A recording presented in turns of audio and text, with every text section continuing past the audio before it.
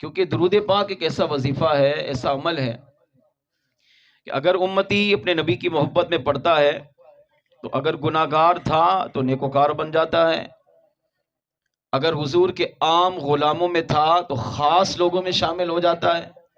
اور درود پاک یہ وظیفہ ہے جو انسان کی دنیا کو بھی سنوارتا ہے، انسان کی قبر کو بھی سنوارتا ہے، انسان کے آخرت کو بھی سنوارے گا، اور انسان کو قیامت کے دن جہنم سے آزادی دلا کر، حضور کی شفاعت دلا کر، حضور کے صدقے جنت میں بھی داخل فرمائے گا۔ اس بات کو اس حدیث سے سمجھیے جو میرے آقا صلی اللہ علیہ وسلم نے اپنے صحابی کے سامنے بیان کی۔ حدائق الاولیاء کتاب کا نام ہے، جلد نمبر 1 صفحہ نمبر 33 پر یہ روایت موجود ہے۔ مدینے والے آقا صلی اللہ تعالی علیہ وآلہ وسلم ایک دن مدینے کے اطراف میں تشریف لے گئے۔ دو لوگوں نے حضور کو دیکھا کہ سرکار تشریف لا رہے، تو حضور کو دیکھ کر حضور کی طرف دوڑ پڑے۔ جب سرکار کی بارگاہ میں آئے تو ایک نے سلام کیا، میرے آقا نے جواب عطا فرمایا۔ یہ وہ فضیلت عرض کر رہا ہوں جو حضور نے خود بیان کی ہے۔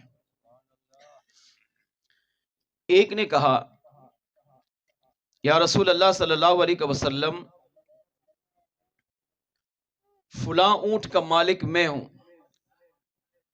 مگر یہ دعویٰ کر رہا ہے کہ اس کا مالک میں ہوں۔ یعنی اونٹ ایک ہے اور مدعی دو ہے۔ ایک ہے اونٹ کا اصل مالک، اور دوسرا ہے جو اس کو تنگ کرنے کے لیے اونٹ پر ملکیت کا دعویٰ کر رہا کہ نہیں میں اس کا مالک ہوں۔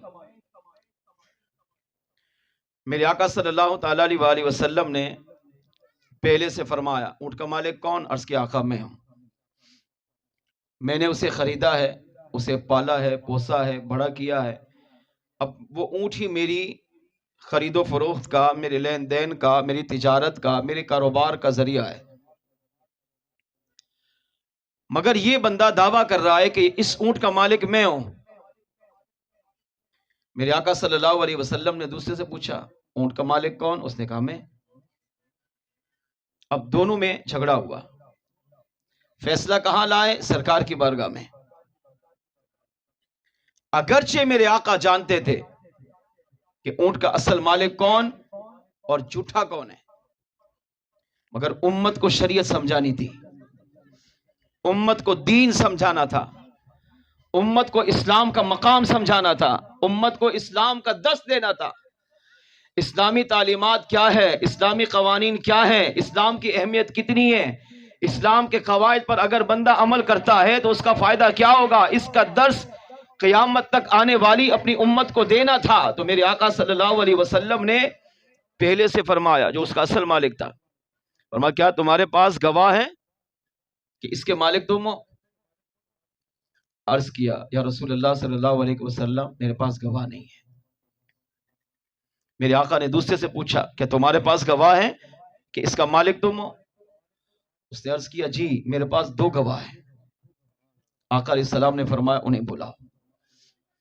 وہ دوڑے دوڑے گھر گیا اور 2 لوگوں کو لے کر آیا۔ دونوں کون؟ بظاہر مسلمان، بظاہر حضور کا کلمہ پڑھنے والے، حضور کی بارگاہ میں حاضر ہوئے۔ میرے آقا علیہ السلام نے پوچھا، کیا تم اس بات کی گواہی دیتے ہو کہ اس اونٹ کا مالک یہ دوسرا ہے؟ انہوں نے عرض کیا، ہم گواہی دیتے ہیں۔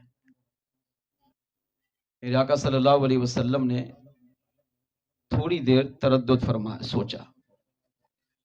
اب اسلامی مسئلہ کیا ہے کہ اگر 2 مسلمان گواہی دے دیں کہ اس چیز کا مالک یہ ہے تو اب ان کی گواہی کو مان کر وہ چیز اسی کے حوالے کر دی جائے گی، اگرچہ وہ جھوٹا ہو، اگرچہ گواہی جھوٹی ہو۔ اب جھوٹ بولنے کا گناہ، جھوٹی گواہی دینے کا گناہ ان کے سر جائے گا، مگر اسلامی قانون یہی ہے کہ اگر کوئی جھوٹا دعویٰ کرے اور جھوٹی گواہی دے تو اسلامی قانون یہ ہے کہ وہی چیز ان کے حوالے کی جائے گی۔ مگر ہم صحابہ کی بات کر رہے ہیں، وہ صحابہ جنہوں نے اپنی زندگیاں نبی اکرم صلی اللہ علیہ وسلم پر قربان کی، وہ صحابہ جن کا عقیدہ تھا کہ آقا صلی اللہ علیہ وسلم اپنے امتی کو جانتے بھی ہیں، پہچانتے بھی ہیں، امتی کے حال سے خبر بھی ہیں، بلکہ کائنات میں انسان، حیوان، چرند، پرند، شجر، حجر، نباتات، جمادات، کائنات کی ہر مخلوق جو کچھ کرتی ہے، نظر آئے نہ آئے، میرے آقا اسے بھی جانتے ہیں۔ اب دوسرا شخص جو اونٹ کا دعویٰ کر رہا ہے جھوٹا، جو دو گواہ لے کر آئے وہ بھی جھوٹے۔ اب علماء کہتے ہیں قریب تھا کہ میرے آقا صلی اللہ علیہ وسلم اس جھوٹے کے بارے میں فیصلہ کرتے۔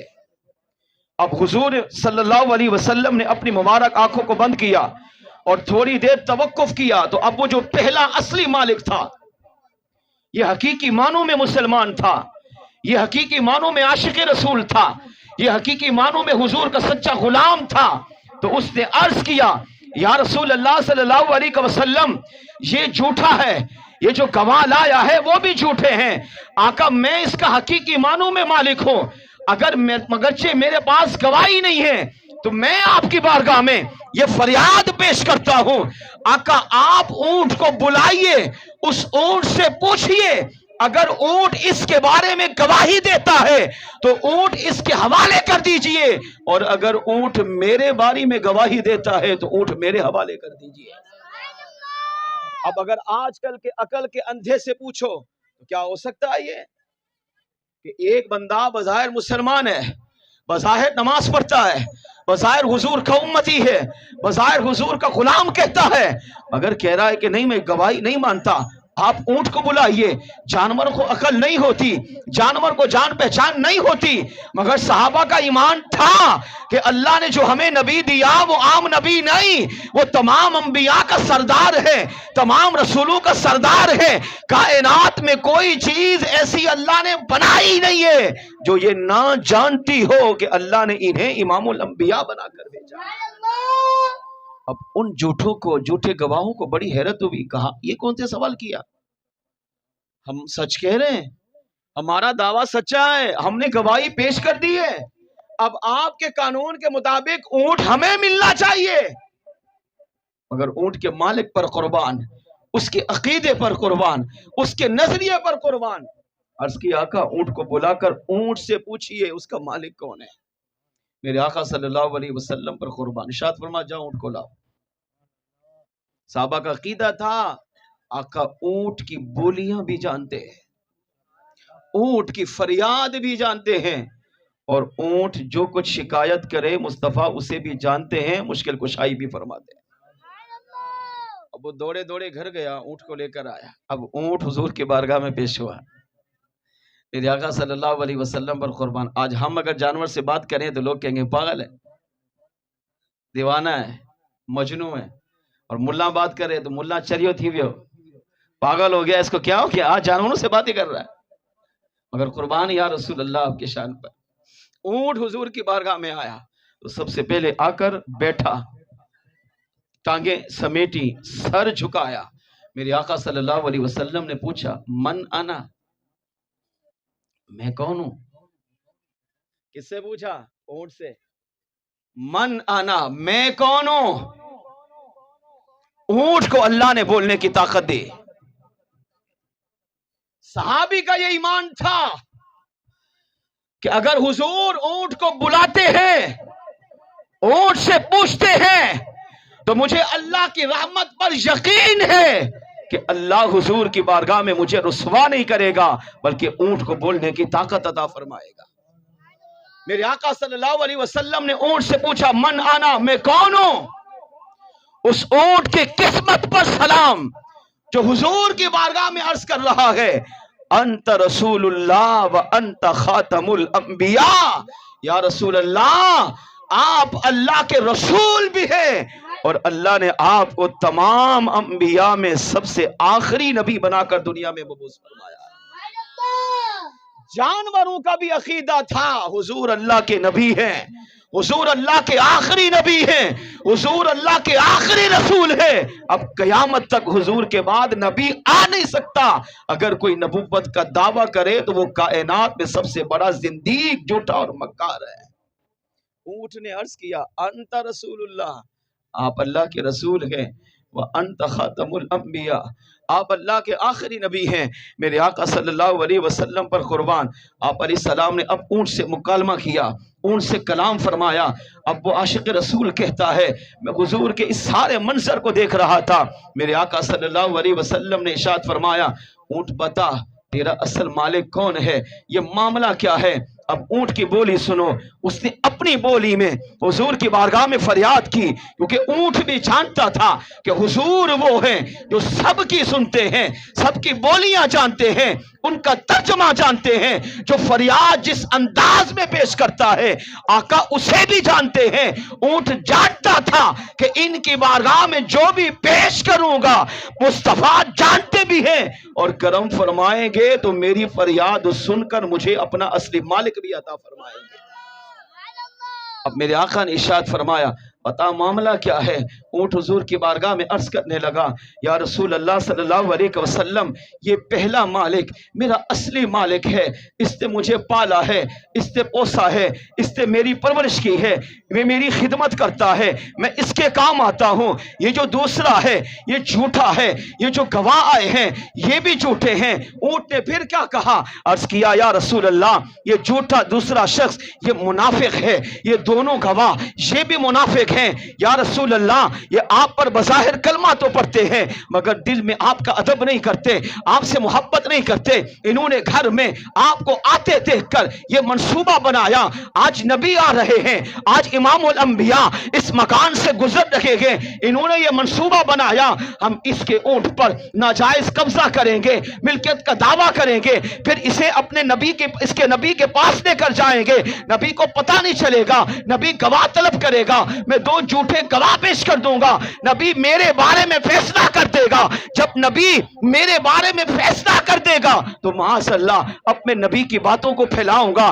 دیکھو یہ اپنے آپ کو نبی کہتے ہیں، اپنے آپ کو رسول کہتے ہیں مگر فیصلہ نہیں کر پائے، ہمیں پہچان نہیں پائے. اب یہ سارے واقعات حضور کی بارگاہ میں کون پیش کر رہا ہے؟ اونٹ پیش کر رہا ہے. جب اونٹ اپنی فریاد سے فارغ ہوا تو میرے آقا نے فرمایا تم دونوں جھوٹے ہو، تم مکار ہو، تم منافق ہو، تم یہاں سے دفع ہو جاؤ. اونٹ کا اصلی مالک یہی ہے کیونکہ اللہ نے تمہارے منصوبے کو برباد فرما دیا ہے. کیونکہ میں وہ ہوں جس کی تحفظ کا، جس کی ناموس رسالت کی تحفظ کا ذمہ کریم رب نے اپنے ذمہ کرم پہ لیا ہوا ہے. وہ کریم رب ہے، چاہے تو انسانوں کے ذریعے اور چاہے تو جانوروں کے ذریعے میرے تحفظ، میرے ناموس رسالت کے تحفظ کا اہتمام فرما دیتا ہے. کبھی انسان کو بھیج کر، کبھی جانوروں کو بھیج کر، کبھی پرندوں کو بھیج کر، کبھی دیگر مخلوقات کو بھیج کر، کبھی جنات کے ذریعے، کبھی فرشتوں کے ذریعے اللہ میری ناموس کی تحفظ فرماتا ہے. انہوں نے عرض کیا یا رسول اللہ صلی اللہ علیہ وسلم ہمیں معاف کر دیجئے، مگر وہ منافق تھے. میرے آقا علیہ السلام نے فرمایا اخرج، یہاں سے چلے جاؤ. وہ دونوں چلے گئے. اب اونٹ اپنی طرف، اپنے ایک سائیڈ کی طرف ہو گیا. اب قربان، اب جو جملہ میں بیان کر رہا ہوں وہ دل سے سنیے. میرے آقا صلی اللہ علیہ وسلم نے اس صحابی کو اپنے قریب بلایا، ارشاد فرمایا یہ تو بتا کون سا عمل کرتا ہے کہ آج اللہ نے تجھے چوری کے الزام سے بچا لیا. کیا آقا نہیں جانتے تھے؟ جانتے تھے. نبی اعمال سے باخبر تو ہے ہی ہیں. امتی جو سوچتا ہے، جو دل میں خیال لاتا ہے، میرے آقا اسے بھی جانتے ہیں. مگر آقا صلی اللہ علیہ وسلم نے سوال کیوں کیا؟ قیامت تک آنے والی امت کو تعلیم دینا تھا. فرمایا کون سا عمل کرتا ہے؟ اس کا مطلب یہ نہیں حضور نہیں جانتے، جانتے ہیں مگر امت کی تعلیم دینا مقصود تھا. کیا نماز پڑھتے ہو؟ کیا روزہ رکھتے ہو؟ کیا حج زکوٰۃ ادا کرتے ہو؟ کیا صدقہ خیرات کرتے ہو؟ کیا زیادہ تلاوت قرآن کرتے ہو؟ اللہ کا ذکر و اذکار کرتے ہو؟ میرے صحابی بتا تو صحیح کون سا ایسا عمل کرتا ہے کہ اللہ نے تیرے دل میں اونٹ والی بات ڈالی، اللہ نے اونٹ کو بولنے کی طاقت دی، اور اونٹ نے تجھے رسوا ہونے سے بچا لیا۔ اب صحابی کا ایمان سنو، عرض کیا یا رسول اللہ صلی اللہ علیہ وسلم، میرے پاس کوئی ایسا عمل نہیں ہے جو آج تک میں نے اپنے کریم رب کی شایان شان کیا ہو۔ آقا کوئی عمل ایسا نہیں ہے جس پر مجھے ناز ہو۔ میرے آقا علیہ السلام نے فرمایا بتا تو صحیح، کوئی تو ایسا عمل کرتا ہوگا کہ جس کی برکت سے اللہ نے تجھے آج چوری کے الزام سے بچایا، اس عمل کی وجہ سے اونٹ کو بولنے کی طاقت عطا کی۔ اب وہ صحابی حضور کی بارگاہ میں عرض کرنے لگا یا رسول اللہ، ایک عمل ایسا ہے جو میں روزانہ کرتا ہوں، پابندی سے کرتا ہوں، اٹھتے بیٹھتے کرتا ہوں۔ میرے آقا نے ارشاد فرمایا صحابی بتا وہ عمل کیا کرتا ہے؟ تو صحابی رسول کہنے لگے یا رسول اللہ، عمل یہ ہے کہ میں اٹھتے بیٹھتے، چلتے پھرتے، سوتے جاگتے، آتے جاتے، یا رسول اللہ جب بھی موقع ملتا ہے آپ کی مبارک ذات پر درود و سلام پڑھتا رہتا ہوں۔ اللہ کو میرا یہ عمل شاید پسند آ گیا ہو، جس کی وجہ سے اللہ نے مجھے اس ذلت و رسوائی سے محفوظ فرما لیا۔ اب صحابی کہہ رہے شاید اللہ کو پسند آیا ہو، شاید اللہ کو میرا آپ پر درود پڑھنا پسند آیا ہو، مگر قربان یا رسول اللہ، اب میرے آقا نے جو اگلا جملہ بیان فرمایا وہ میرے آقا نے مہر لگا دی۔ میرے آقا علیہ السلام نے ارشاد فرمایا میرے صحابی اب تو میری ذات پر درود و سلام پڑھنے والی عادت کو جاری رکھ، جس طرح اللہ نے درود و سلام کی برکت سے اونٹ کو بولنے کی طاقت بھی دی ہے، تجھے دنیا کی ذلت و رسوائی سے بچایا ہے۔ اگر اسی طرح میری ذات پر درود و سلام پڑھتا رہے گا، اللہ تجھے میدان محشر کی ذلت و رسوائی سے بھی بچائے گا، اور اللہ اس درود کے صدقے تجھے جہنم کے عذاب سے بھی محفوظ فرمائے گا۔ دنیا کی ذلت رسوائی سے بچانے کی گارنٹی مصطفیٰ نے خود دی، قبر کے عذاب سے بچنے کی گارنٹی مصطفیٰ نے خود دی، قیامت کی ذلت اور رسوائی سے بچنے کی گارنٹی میرے آقا نے خود عطا فرمائی۔ فرمایا جہنم سے آزادی چاہیے تو مجھ پر درود سلام پڑھتے رہو، اللہ اس کے صدقے تجھے جہنم سے آزادی بھی عطا فرمائے گا، قیامت کے دن میری شفاعت بھی عطا فرمائے گا، اور بلا حساب و کتاب جنت میں بھی داخل فرمائے گا۔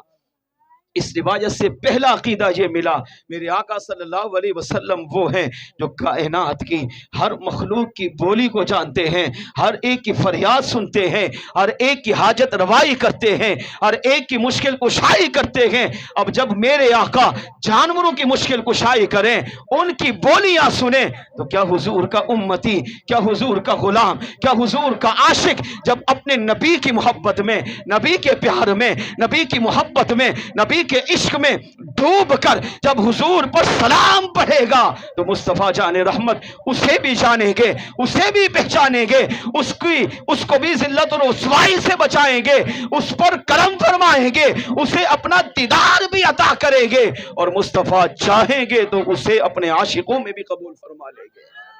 دوسرا عقیدہ یہ ملا میرے آقا صلی اللہ علیہ وسلم کی ذات وہ عظیم ذات ہے جو زندہ ہے، حیات ہے، مزار میں موجود ہیں، کائنات کی ہر مخلوق کو دیکھ بھی رہے گے، سن بھی رہے گے، جانتے بھی ہیں، پہچانتے بھی ہیں، اور درود و سلام پڑھنے کی ترغیب اپنی امت کو بھی عطا فرماتے ہیں، اور درود و سلام کی برکتیں اپنی امت کو بھی عطا فرماتے ہیں۔